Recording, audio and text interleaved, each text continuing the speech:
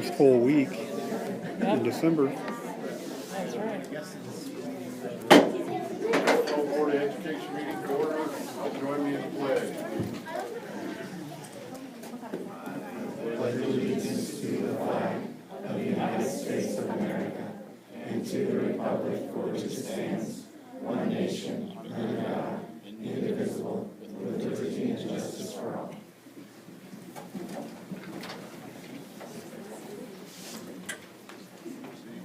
Rick, I told you we should sell tickets. We can make money. We got standing room only tonight. Welcome, everybody. Mr. President, I move that we approve the agenda with the following amendments, adding certified personnel actions for consideration, item number E3. Second. Second by Alex. Any questions or discussion? All those in favor, please raise your hand. Opposed? Thank you.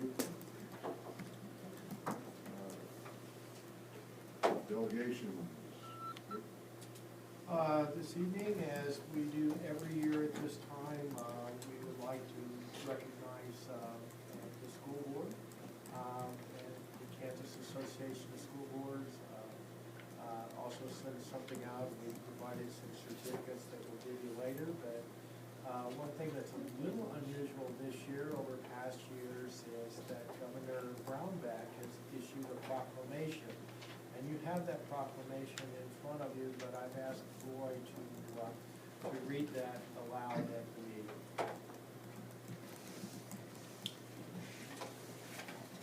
Just right quick, it is School Board Education Month, and you represent a commitment to local decision-making in education. And as elected volunteer citizen leaders, you serve our children and face complex and demanding challenges in your role as school board leaders. You make tough decisions on issues which impact the entire community, and so I'd like to thank you for serving as in your role for Garden City Public Schools as well as serving Garden City. I'm going to read the proclamation from the Governor, Sam Brownback. It says, "To the people of Kansas, greetings.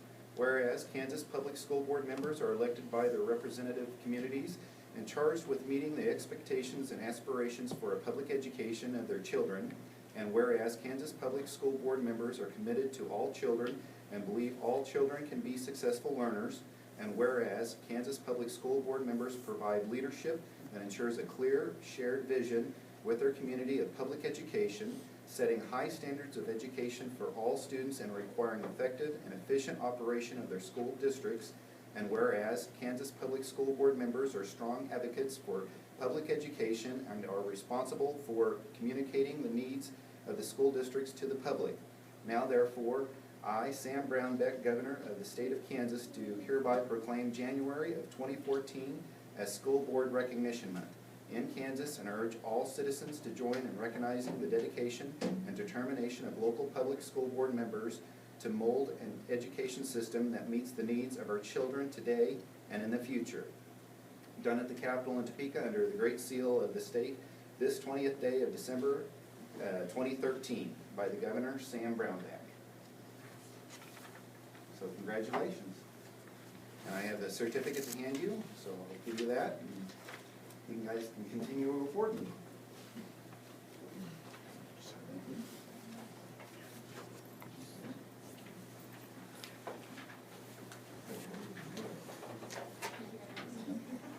Sir?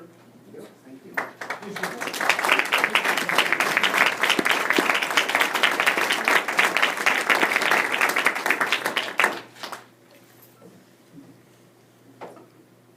Next, we have a school recognition, and Kenneth Henderson is here this evening to recognize and give a award. Linda?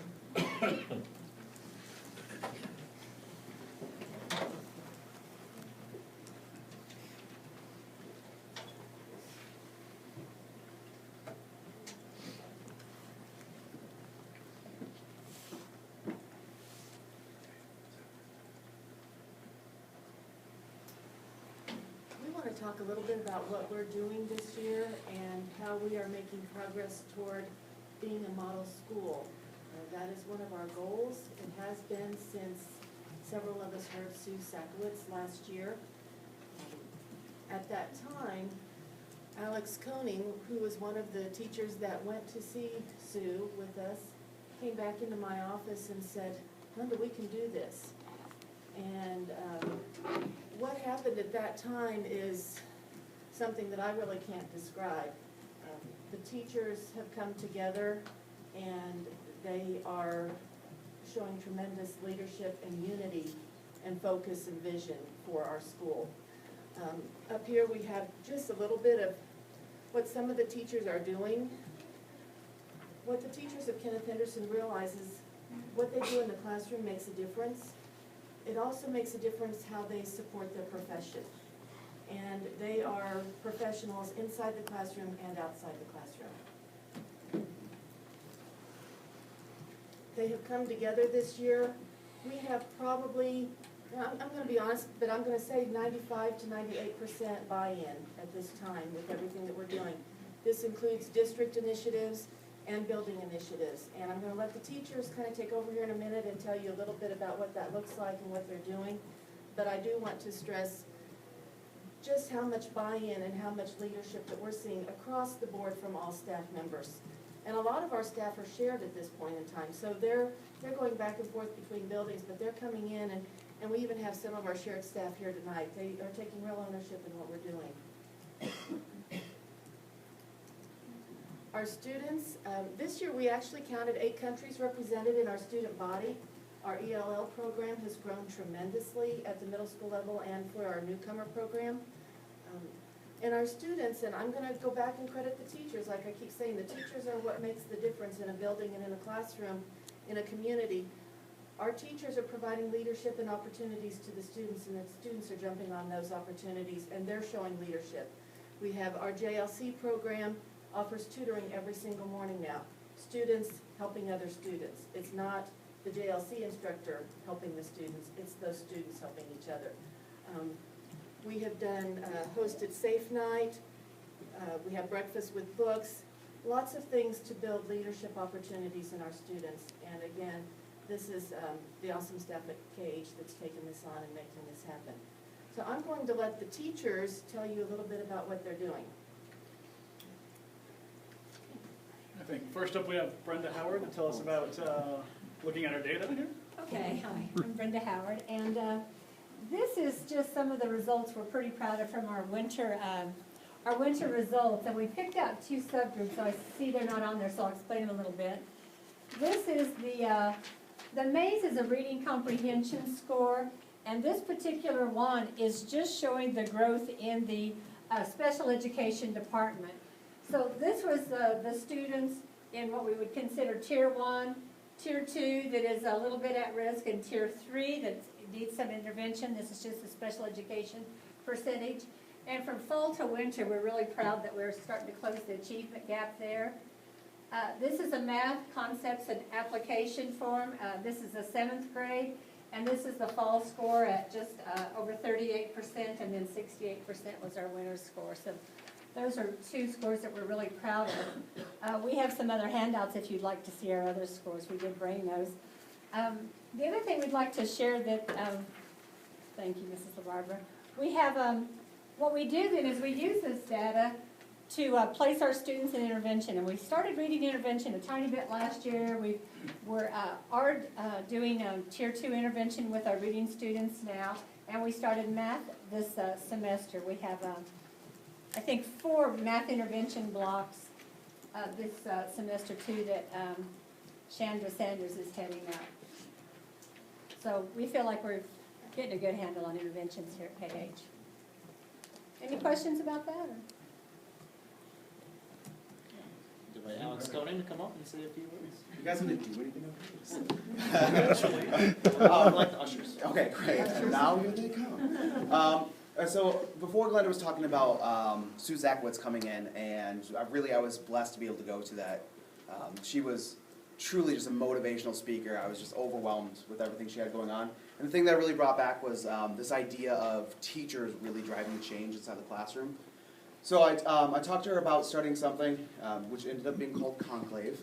What we do is we get together, we're getting together every week. Now it's going to be bi-monthly, but what we do is we discuss all the problems we have going on in school or things that we'd like to see. So issues such as grading, a homework initiative we started, and it's really just a place to hash it with your teachers, to actually have a forum to hash it out with each other, to talk about our ideas in a really safe and supportive place.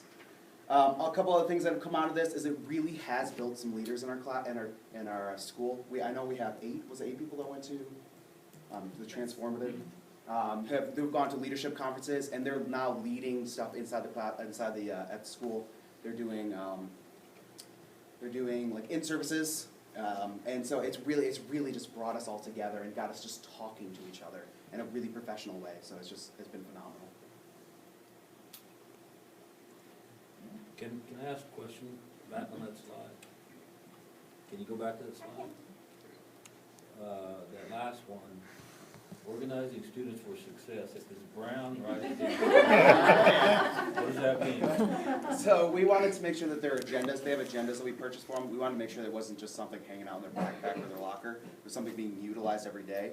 So as a school, we decided to take important information from the day or something they need to know, put it on brown on the board, and so they know if it's brown, you write it down, and if it's blue, it's what we do. So just a little nuance. Thank you. Next up, we have some samples here of teacher buy-in and implementation. You want to introduce me? Yes, this Okay. is Charles Kresbach. He's a science teacher here at Kenneth Henderson. We have some marked changes in school climate. KHW, so this is our KHW board. We have 10 different things, 10 things that we say we are and things that we do. A large number of teachers in attendance at Conclave bringing ideas and just bringing ideas, and sometimes we have teachers who can't even come, and we send out a newsletter, and then they come back to us. Program implementation, race strategy. We're doing a lot of close reading, cross-curricular units, talking within our PLCs to get our units all together. Rigor and relevance, and continued implementation of district initiatives.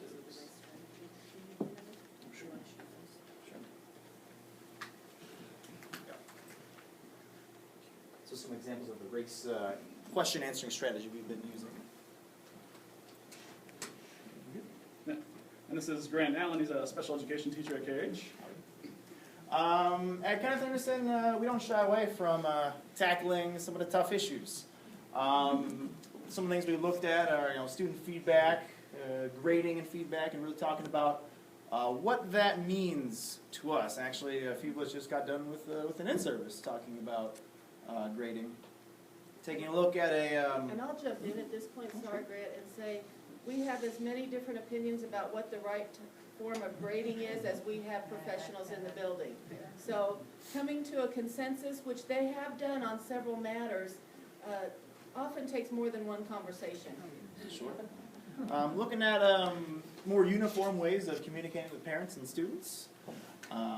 Looking at calendar issues, thinking about which kind of calendars that we would like to see in the future.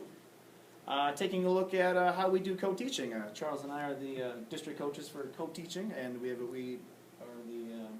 we're leaders of the co-teaching grant that KH is taking part in.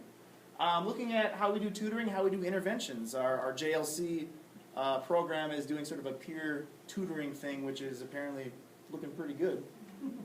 Looking at rigor and relevance, and a lot of this deals with professional discussions in our professional learning communities, and especially in Conclave. There's just a lot of energy and a lot of positivity, and it's just like it's a great feeling just to be a part of all that. So.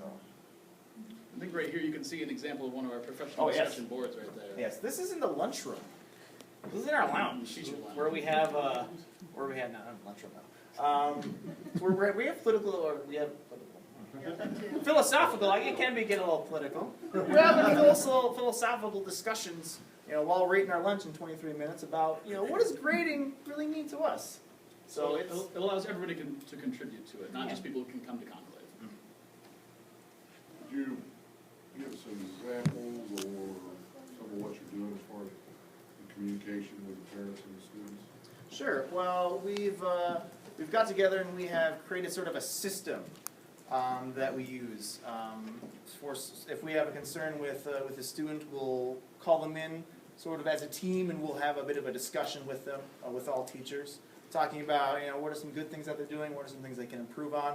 And after that, there are some additional steps. If that doesn't exactly work, we have them talk to their parents. We'll send a letter home with them, those types of things. But the important thing is that we're all sort of doing the same thing. So that way, all the students know that, if you get the sheet of paper, that's something that, it's a big deal and needs to be taken care of. So. The teachers just finalized this system, and we're implementing it this semester. And it does involve 4 steps. It starts with the team meeting with the student, and it ends with a parent meeting with the team and the student. So, and there are 3 steps in between. And they have a form that they keep track of each one of these steps and each time they've contacted the parent.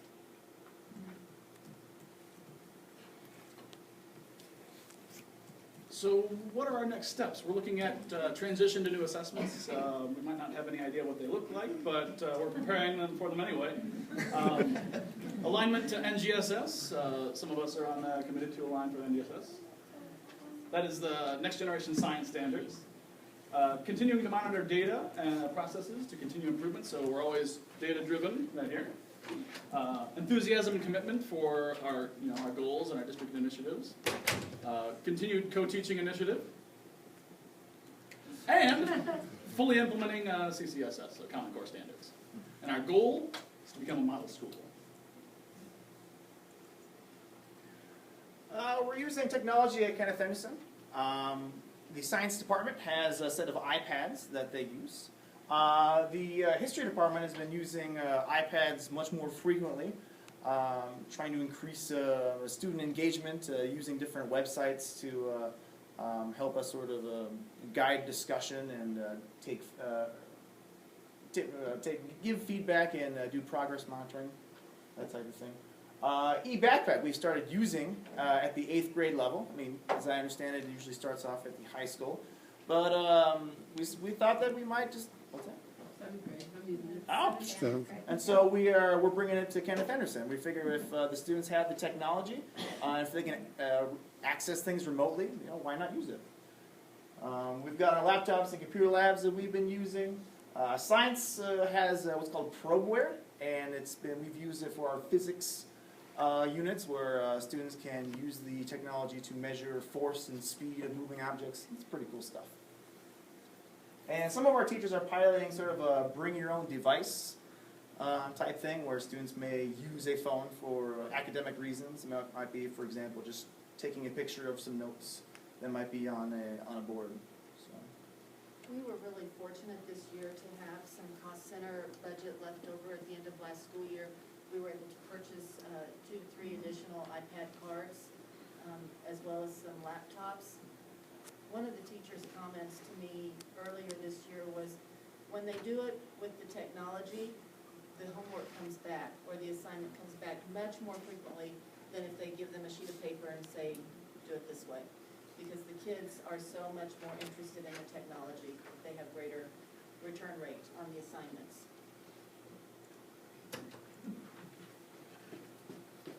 Just some examples here of the professional development that we do within our building.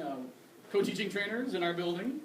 8 teachers participating in a co-teaching grant with Dr. Richard Billett. Technology trainer in our building, right there. Grading, reflection, and practice. Like we said, we just had an in-service this afternoon on grading reflection, how we do our grades, what grades actually mean. 8 teachers have attended the Model School Conference with Dr. Suzakowicz. And every day we have our PLCs meeting with teams, talking about student issues, Quad D lessons, interventions, parent contact, initiatives in the building and in the district. So the question of who are we? We are You're Falcon, awesome.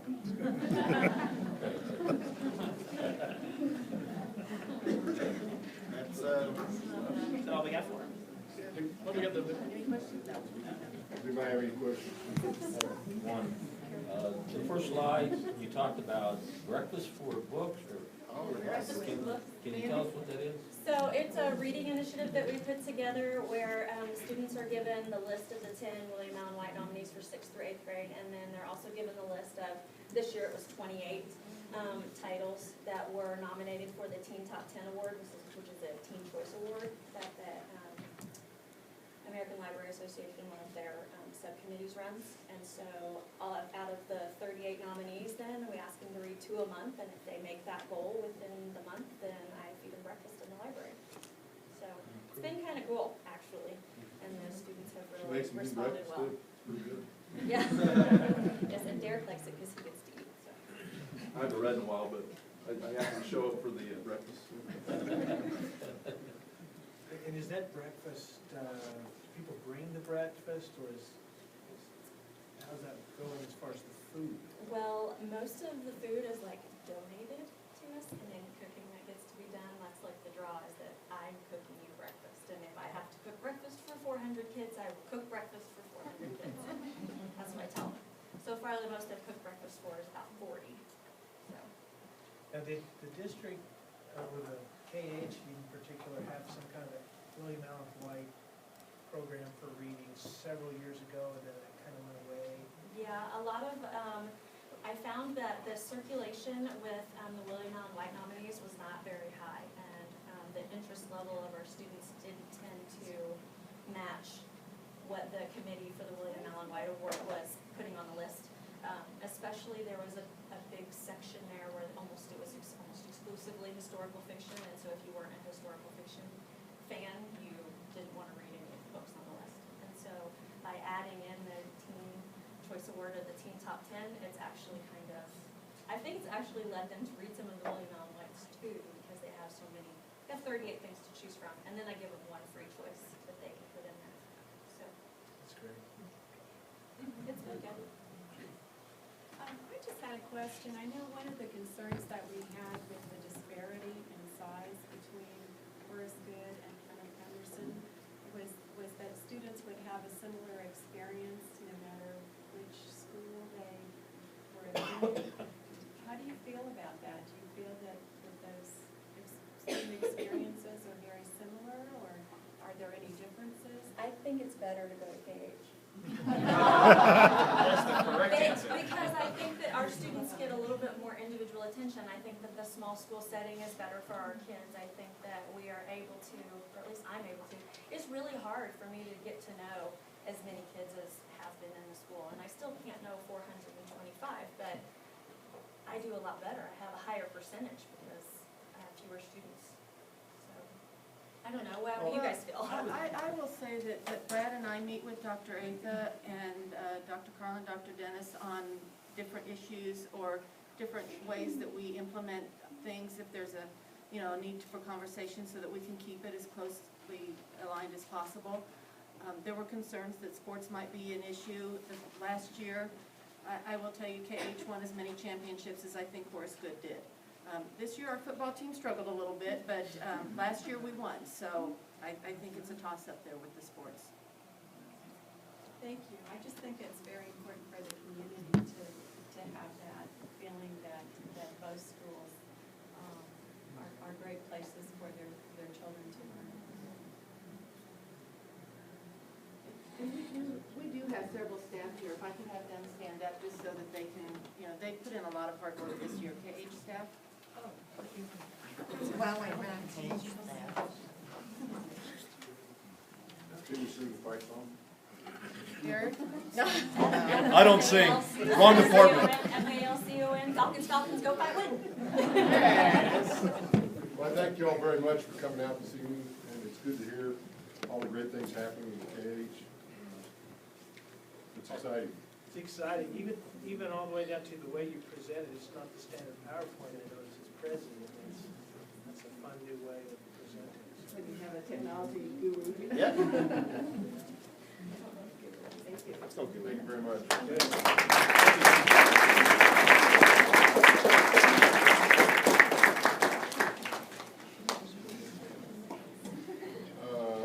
Under correspondence, we all received some healthy snacks and information from health services and a card. And I will point out in the card, it talks about the reading of the proclamation for Health Awareness Week at Georgia Mathews Schools at 8:15. That is Monday, the 27th.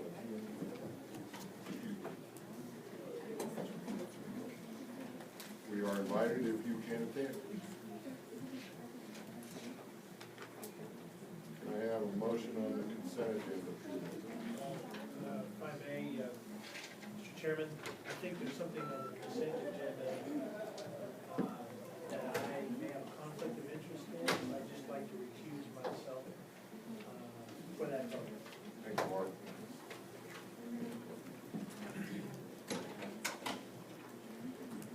Mr. President, I move that we approve the consent agenda as outlined with the previous amendments as described. Second? Dean, second. Discussion or questions? All those in favor, please raise your hand. Opposed? Thanks.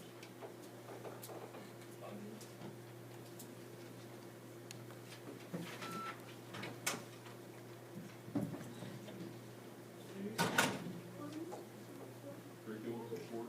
Yeah, under the agenda item curriculum report, we have A. Hubert Elementary School here this evening. Not only Martha Darter, the principal, but also many of her teachers, some of her parents, and several of her students are here this evening, and they're here to present a pilot program they would like the board to consider. And I would ask that the board not make a decision this evening and listen to their presentation and make a decision February 3rd. Mrs. Darter. All right, good evening. As Dr. Ed said, we have several staff members. I'd like for them to stand up and introduce themselves.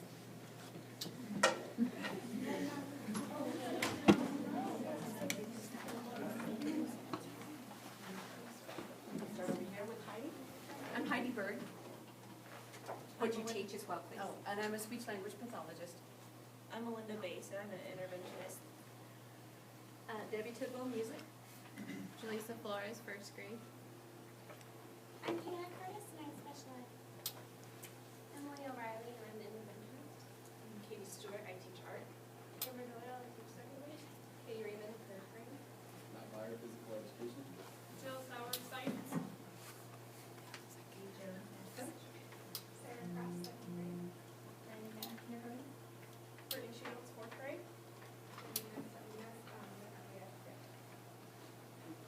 And then up here with me, I have Jenny Borstrom, she's an interventionist, and Chrissy Roberts, our associate principal. And we also have, like Dr. Aker mentioned, some parents out in the audience, and then some students that will be joining us and presenting our presentation to you as well, along with our PTO president, Angelica Romero, back there. All right. Well, this past summer, Jenny Borstrom and I had the opportunity to attend a Mall Schools conference in D.C. One of the common things that we heard is that building strong relationships with students would help them build academically successful. Excuse me. And another thing that we were pleased to hear is that looping was a great way to build relationships with students and parents. Bill Daggett, along with others, mentioned that the elimination of transitions would also help students in their academic success. So as we looked at Abe Hubert, currently we have several unoccupied classrooms. Our current enrollment is 306 students. And when Abe Hubert was the middle school, their enrollment was about 575 students.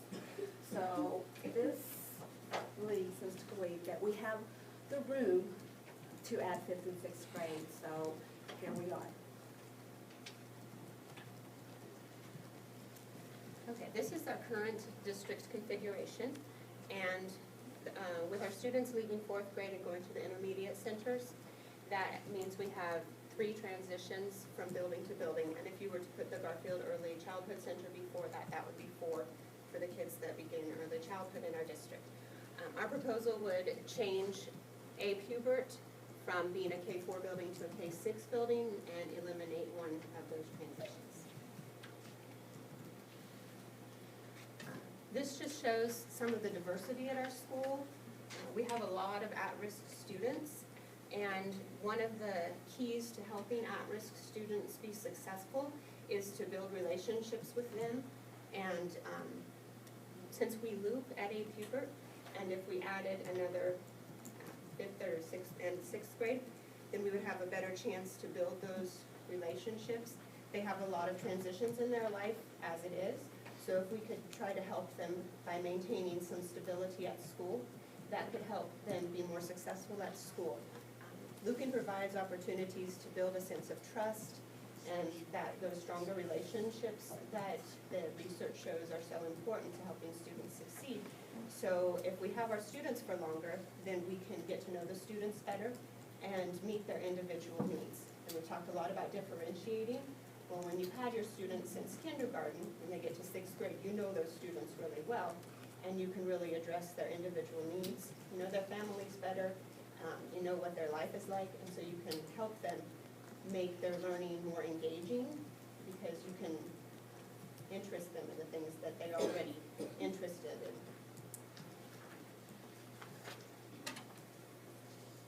One of the biggest problems that students face in their schooling is transitions, and we do have a lot of students who move from school to school, even during the school year.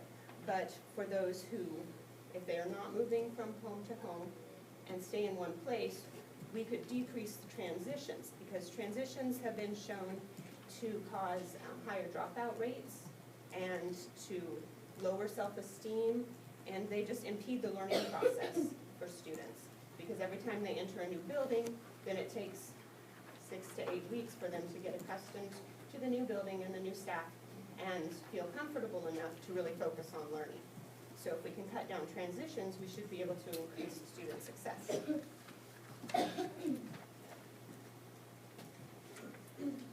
Handoff.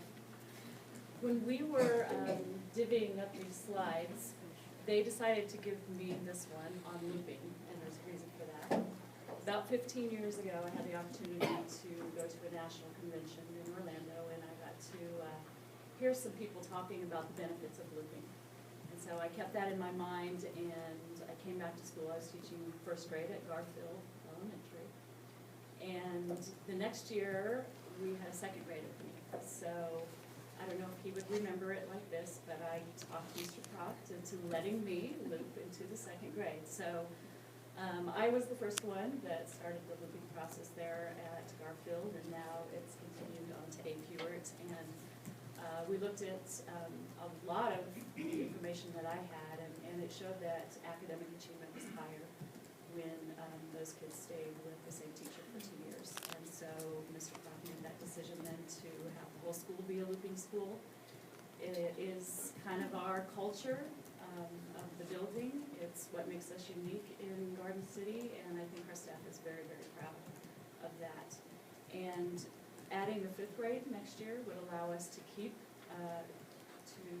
keep looping and to add another grade level to that. Currently, we loop K first grade, second, third grade, and then fourth grade is standalone. So our fourth grade teacher, who's here right now, she's on board with looping to the fifth grade with her current class. They're a great class.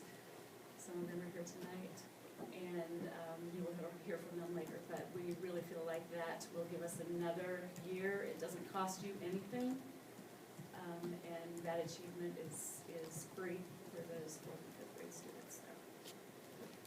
Can I ask you a question about looping? How did you decide K1, 2, 3, 4? Well, when we first started it, I did first and second grade. And then we had a third and fourth grade loop, and the kindergarten was kind of just in the or did we do, Jill, you were there, kinder prep?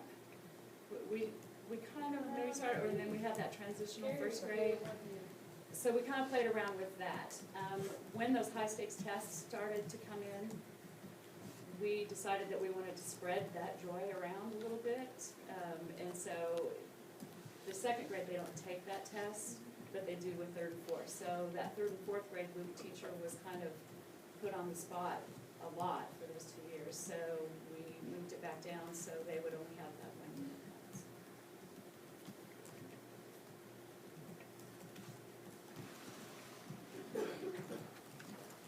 Another benefit to adding 5th and 6th grade to our building would give us a wider age span of students, and there are a lot of benefits to that. We could use cross-age tutoring and have the 5th and 6th grade students help tutor the younger students, and there's a lot of research that shows how much that benefits the students, and like Kenneth Henderson said, they have peer tutoring, so we would be able to implement that. It's hard, to get a kindergartner to tutor another kindergartner, but when they get a little bit older and can take on that responsibility, it helps the tutor become more responsible and learn their material better. And sometimes kids just learn better from each other because they can kind of connect. And this is someone who just learned that too, so they can help them figure out what it is that they're trying to learn. It helps the students feel more comfortable with each other and builds those relationships between the students, and helps reduce competition and make classrooms more cooperative and more supportive. We could use the older students for buddies. We already use some of the older students for reading buddies with the younger students, but we could use 5th and 6th graders could read with 4th and 5th graders. They could help the younger kids at centers, the beginning of kindergarten and 1st grade. It's always really hard getting them into centers, and if they had older students who were responsible and could earn the opportunity to come down and help the teachers keep their students working at their centers, then that would be beneficial for the teachers and both the older and younger students. It would provide leadership opportunities for the 5th and 6th graders. Currently at the 5th and 6th grade center, they're all about the same age. So if we had them at our building, then they could be leaders and role models for the younger students. And if they've been there from kindergarten on up through 5th and 6th grade, they already know our school's expectations and what the teachers and the principals expect, so they can help be leaders and role models, and that would help them to act more responsibly. And we plan to collect data to show if you approve for us to add the 5th grade and the 6th grade, we want to have surveys. We want to survey students and teachers to find out how they feel about how the process is working. We'd also collect data on Ames Web, DRA, state assessments. All of that data we're already collecting so that we can see how our students who stay at our building for those years, how they grow in comparison to other grade level configurations. Because a lot of research shows that if you can keep the children in one building longer, it raises their test scores. So that's what we would like to try. We'd also kind of like to consider which students transfer in and out and compare their scores to the students who are there K through 6. And which students that participate in moving classrooms, how their data compares to students who don't. Do you have any kind of data currently that says 75% of our students enroll K through 4 versus transfer? No, we don't. But our goal is to start gathering.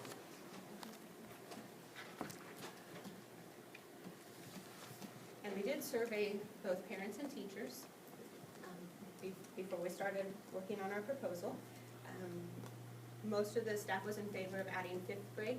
Not as many were in favor of adding 6th grade. And one of the considerations there was they thought maybe the 6th grade might fit better at the middle school level, but that would be a lot of changing throughout the district. So we would like to eliminate transitions if we have the 5th grade, and then we don't want to send our 5th graders to an intermediate center for 1 year and then to a middle school, because that would just be the same number of transitions. So at this point, we're looking at putting the 5th and 6th grade at our building, and parents were in favor of adding 5th and 6th grade. Some of the parents were concerned about whether the 6th graders were too old to be around the kindergartners, but our building is really spread out. So we have a kindergarten area, and we could put 6th grade very far from them, but also our plan is to just raise them up to be the leaders and to work with the younger students and to be their role models and their buddies, and to help them transition through their grade levels too. So our proposal is to add 5th grade next year at A. Hubert. It would take 35 students from Charles Stone's and 11 students from Bernadine Sitz. So it wouldn't have a huge impact on those schools. And then we would keep those students the following year as 6th graders. now Angelica Romero. She's a former Garfield and A. Hubert student, and her daughter is currently at A. Hubert. She's our PTO president and works for the school district. I did the Garfield with, I was actually the last class that they had for fifth grade. And then for my experience of being there as a fifth grader, I actually had smaller siblings there, and when they were scared, you know, like for them, I knew it was easier because I was there, you know, to kind of comfort them. And that's why I'm so for having the fifth and sixth grade, just because, I mean, for me, I'll have 3 kids at 3 different schools. When I have my oldest in 4th grade, I'll have one at A. Hubert. No, it'll be Bernadine Sitz, A. Hubert, and then Early Childhood Center. And I just think it'd just be so much better having the parents' involvement. I think the last PTO president they had was actually my mother, which was, my baby sister is 22 years old. So I wanted to follow in my mom's footsteps and be involved with the school. And I mean, we haven't had a lot of parent involvement, but I mean, we're working on it. I'm bilingual. I'm trying to get more parents that, you know, don't understand English. I'm able to translate to them. So I mean, for me, since we have such a huge popularity of Hispanics, I mean, we're wanting to pull it in and let them know that they can be comfortable with the staff. I mean, I'm very comfortable with the staff. I mean, she was there when I was there. Ginny was there. I mean, several, for me, I mean, that's how I feel.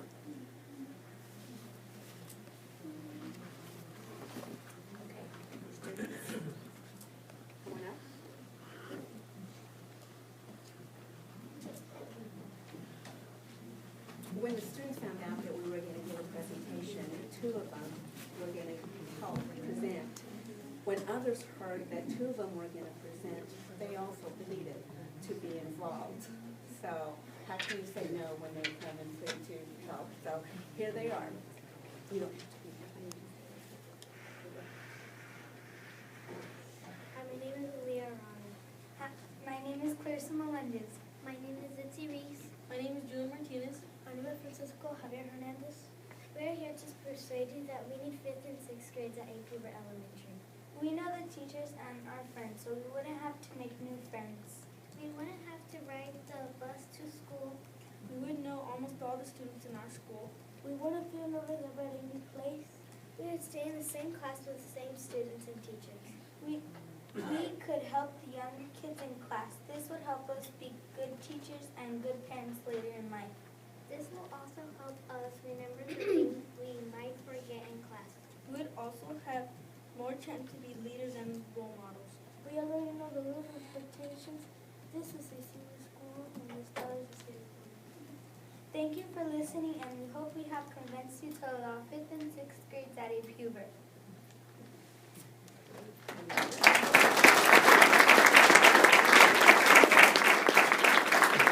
So this is one of the things that we would like to do, promote the leadership, and as you can see, they're excited about having the opportunity to do that. Thank you. Any questions? Before you go, I want all of these kids here to come around and shake the board member's hand, pick up a pen. And I would like all of the kids that are here this evening to come around and shake the board member's hand. Include these little guys right here.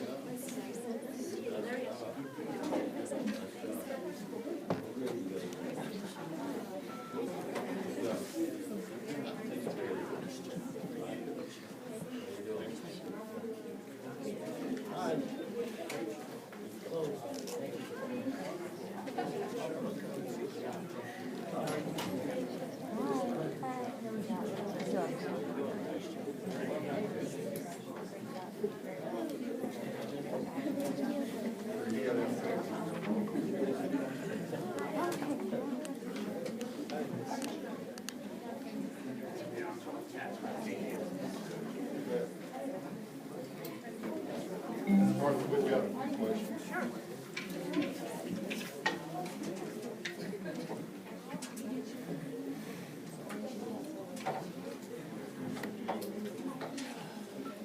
Just to have a little bit of confusion, I know we have 5th and 6th grade in other schools. Do we not have data from those schools to?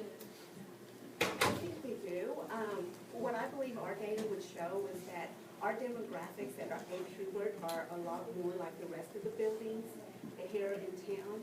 And the demographics right now at Plymouth and at Jenny Barker are a little different. So we would like, we could show that with our students, there might be a little bit more data to compare.